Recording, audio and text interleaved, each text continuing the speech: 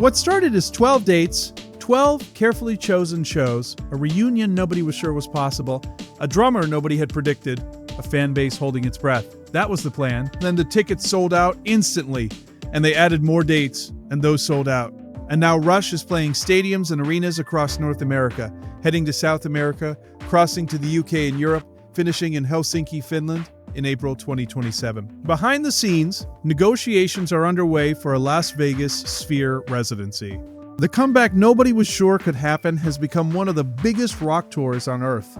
This is where the Rush story stands right now.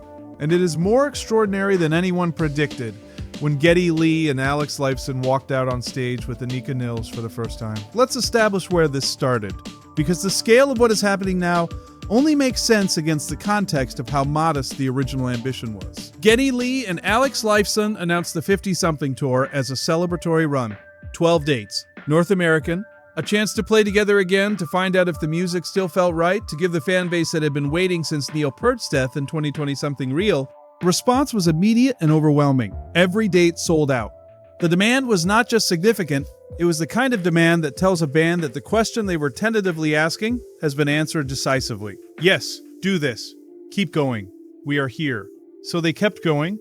Dates were added, then more dates. Cities that weren't on the original routing got added. Venues got upgraded. The 12-date celebratory run became something categorically different, an ongoing, expanding, increasingly global operation. And the music, by every account of every person who has been in those rooms, is delivering everything the demand suggested it would. Here is a fact about the 50-something tour that has not received enough attention. For the first time in the history of Rush as a touring entity, they are performing as a 4-piece band. Rush was always a trio. That was the identity. 3 musicians producing a sound that routinely defied what 3 musicians should be able to produce.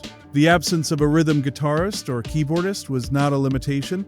It was a challenge that Geddy Lee, Peart, and Alex Lifeson turned into a defining characteristic of their sound. The catalog they built over 50 years, the layered synthesizers, the orchestral arrangements, the sonic complexity of albums like Moving Pictures and Hemispheres, has always required compromises in a live setting. Pre-recorded keyboard parts, synthesizer pedals, managed by Geddy with his feet while his hands played bass, and his voice carried the melody.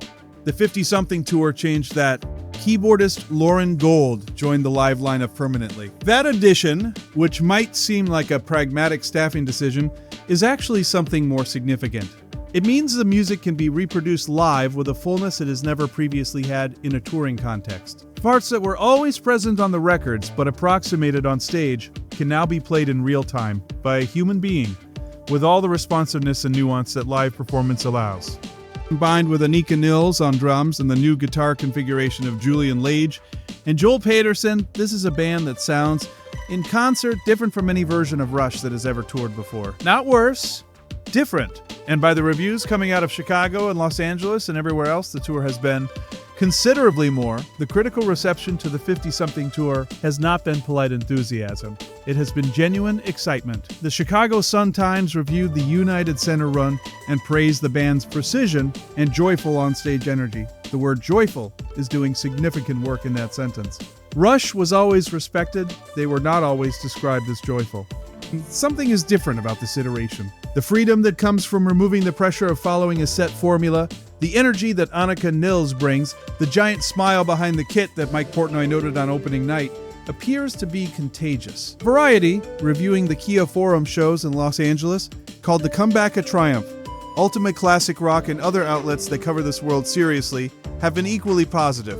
The Anika Nilles story has become central to the critical narrative, not despite the shadow of Peart, but because of how she has handled it. She has not tried to clone him. She has brought her own power, her own energy, her own jazz fusion sensibility to music that was built on one of the most distinctive drumming voices in rock history. It is working, the songs are being honored, the catalog is being served, and the 2 men who built that catalog over 50 years are playing with an energy that journalists are describing as re-energized. Geddy Lee himself said Nilles has injected a charge back into their playing. That word, charge, is what the reviews are reflecting. Something is alive in this band that didn't exist before the tour started.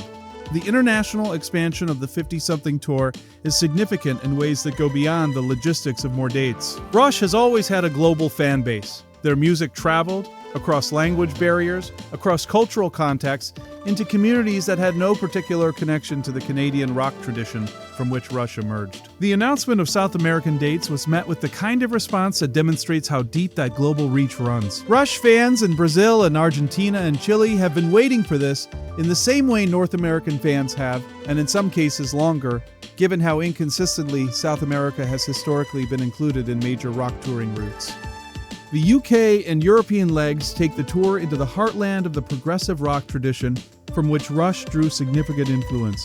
British and European audiences have a specific relationship with the kind of ambitious, complex rock that Rush represents. Relationship built over decades of Rush records, finding their way into the record collections of listeners who approach the music with the same seriousness Rush brought to making it. The concluding date, Helsinki, Finland, in April 2027, is a specific choice worth noting. Finland's music culture, particularly its connection to progressive and metal music, makes it a fitting conclusion for a tour that has been about the full global reach of what Geddy Lee and Lifeson built. Then there is the Las Vegas Sphere.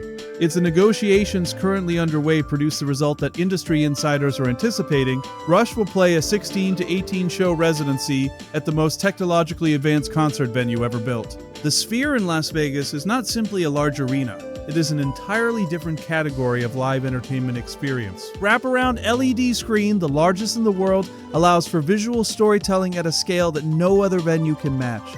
The immersive audio architecture is designed to play sound in ways that a traditional concert hall cannot achieve. It is, in the most literal sense, a venue that was built for the kind of spectacle that only a handful of acts can fill. The case for Rush specifically, made by insiders and by the reporting of radio host Eddie Trunk and others in the industry, is not just about the band's stature, it is about the specific nature of their catalog. E112, a 7-part science fiction concept suite about artistic freedom in a dystopian future controlled by priests of the temples of Syrinx. The Future Youth Zone, Hemispheres, a concept album about the conflict between the heart and the mind, the god Apollo and the god Dionysus, reason and emotion. Moving Pictures, an album that opens with Tom Sawyer and closes with The Camera Eye, and contains within it some of the most technically demanding and visually evocative rock music ever recorded. This is a catalog built on concepts, on visual storytelling, on the intersection of music and idea and image. The Sphere's wrapped LED architecture, capable of displaying anything, of surrounding an audience with any visual environment imaginable, is not just a venue where Rush could perform. It is a venue that could finally, fully, do justice to what Rush's music has always been trying to do. The cosmic imagery of 2112, rendered at a scale that fills an audience's entire field of vision. The mathematical precision of YYZ, accompanied by visuals that make the time signatures visible.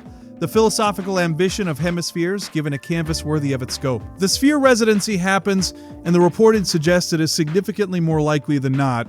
It would not just be another run of shows, it would be a definitive statement about what Rush's catalog means and what live music technology can now make possible.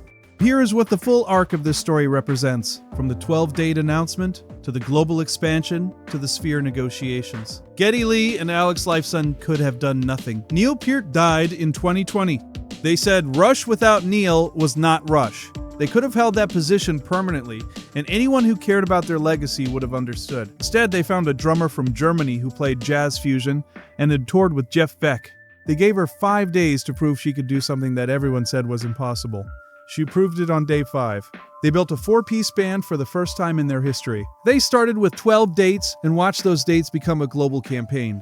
Now they are in negotiations for the Sphere. Comeback that nobody was sure would happen has become, measured by critical response, ticket demand, global reach, and the technological ambition of what may come in 2027. One of the most significant rock comebacks in the history of the genre, not just for Rush fans. For anyone who cares about what live music can be and what happens when artists with something to prove find the right moment and the right people and decide to go all the way in.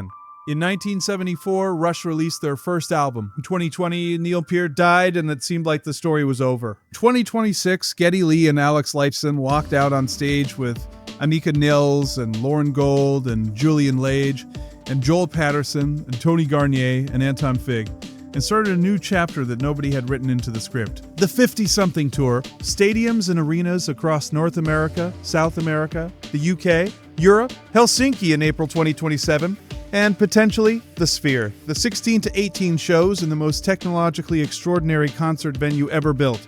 Russia's science fiction catalog, given a visual canvas that can actually hold it. Neil Peart cannot be in that room. That loss is real and permanent and does not diminish with the passage of time or the scale of the comeback. His music can be in that room, played with precision and joy and the full weight of what it was written to express by a band that chose to come back, chose wisely, and chose to keep going when the response told them the world was ready. The story is not finished. It is, by every available measure, just getting started. Let me know what you think.